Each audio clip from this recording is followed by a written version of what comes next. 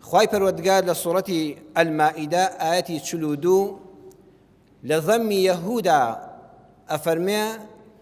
ئەو جوولەکانەی کە ئەم دوو سیفەتە ناشرینیان هەبوو بە هیلاکە چۆن سەماعون للكذب ئەکالون للسحت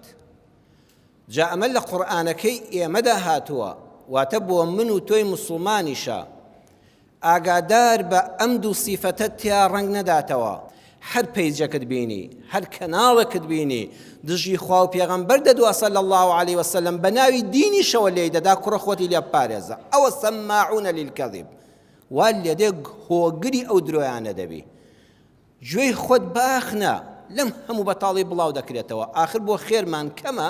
توخوا خێر کەمە ئینسان گوێی بۆ بگرێ حتا ئالوودەی شەڕ بێ بۆ بیستنی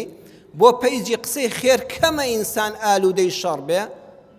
چەند ناشرینە مسلمان دەکەوێتە داوی ئەم سیفەتەی یەهودەوە وەڵڵاهی جار هەیە وتار دەخوێنیەوە من وتارم هەبووە 40 دقە 30 دقە بەلانی کەمەوە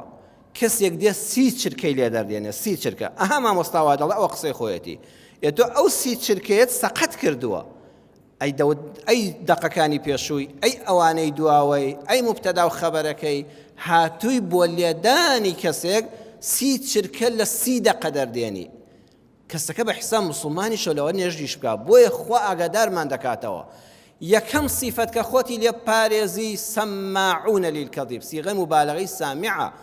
گوێیەکانت بپارێزە لەوەی ئالوودەی بیستنی درۆ بێ واللهی ئیعلامیەکان ڕاگەیاندکارەکان لەگەڵ ڕێزمدا بۆیان جاری وایە هەواڵێک هەیە بنچینەیەکی هەیە هەواڵەکە بەس بۆ ئەوەی کەناڵەکەی پێدەوڵەمەندکە و بینەر بۆ لای خۆی ڕاکێشێت درۆی پێوە دەنێ زیادی دەکا گەورەی دەکا قەبارەکەی ئەستور دەکا ئەو تۆزە ڕاستیە دێنێت درۆی لەگەڵ تێکەڵاو دەکا بۆ ئەوەی گوێگرەکانی زۆرکە خۆتی لێ پارێزە مێشکی خۆت بەوانەوە ماندوو مەکە ئەکالون للسحت صفاتی دووەمیان ئەوەیە ئەکالون سیغەی مبالغەی ئاکلە هەر فوو لە دۆ ناکەن لە حرام خواردنە ئەوەندەیان حەز لە حرامە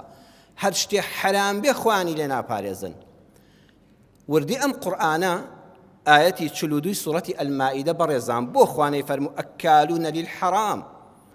خۆ سحتی شەر بمعنە حرامە قورئان وشەی سحتی بەکارهێنا بەڕێزان سحت یعنی توێکڵێک کە لێ دەکرێتەوە ئەها پەتاتەیەک دێنی توێکڵەکەی لێ دەکەیتەوە گوێزێک دێنی دەیشکێنی توێکڵەکەی فڕێ دەدەی بادەمێک توێکڵەکەی فڕێ دەدەی ئەنجا ناوکەکەی دەخۆی یعنی ئەو شتەی لێ دەبێتەوە خوا دەفەرمێ ئەو ماڵە حرامانەی کە بەگشتی خوا حرامی کردوون لە شەریعەتەکەیە هەر کەسێ بیان خوا دینەکەی لەدەست دەدا بەخوا چۆن میوەیەک پاچی دەکەی توێکڵەکەی لێ دەکەیەوە ئاوە حرام خواردن دین لە ناو دەبا بۆیە خوای گەورە سوحتی بەکارهێنا ئیمامی قورتوبی ڕەحمەتی خوا لێ بێ لە تەفسیرەکەیدا لە مجەلەدی 7 لە لاپەڕی 485 جا دەفەرمێ ئەی سحت للطاعات هەر کەسێ حرام خۆر بێ و ماڵی خەڵک بە ناڕەوا بخوا ئەم تاعەت و عیبادەتەی دەیکەی هەمووی لە ناو دەبا چۆن میوە توێکڵەکەی لێ دەکەیەوە ئاوە تاعەت و عیبادەتەکانت دەبا حرام خواردن هەروەها ئیمامی قورتوبی دەفەرمێ ئەی لمروءەتی الئینسان هەروەها پیاوەتی و مەردایەتی و شەهامەت بە ئینسانەوە نایەڵێ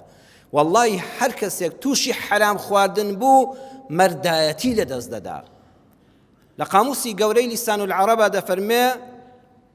لە ناوبردنی چی ماڵە بەرەکەتی ماڵە کابرای حرام خۆر ڕەن بێ بە ژمارە و بە چەندێتی پارەکانی لە ڕووی ژمارەوە زۆرکە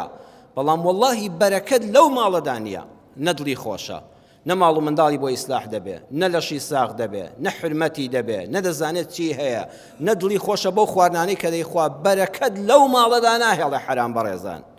ئەگەر لە خۆت بێ خۆتی لێ پارێزە بۆیە ئەم دوو سیفەتە خوای گەورە ئاماژەی پێکردن کە خۆمانی لێ پارێزین بە قورسی وەریگرا درۆکردن و ئالوودەبوون بە درۆوە خۆ ئینسان یەکەم جار وانە بووە یەک دانەیە ڕاددەشێشێ واللهی حرامی ژوایە ئەوانەی ئەکالونن یەکەم جار ئاکل بوون لە یەک پاری و بچووکەوە دەستیان پێکرد وردە وردە وردە وردە ئالوودەی حرام دەبی ئەوەندەی حەزت بە حرام دەبێ حەزت بە حەڵاڵ نامێنێ نەفست داوای دەکا وردە وردە لەگەڵ یا تێکەڵاو دەبی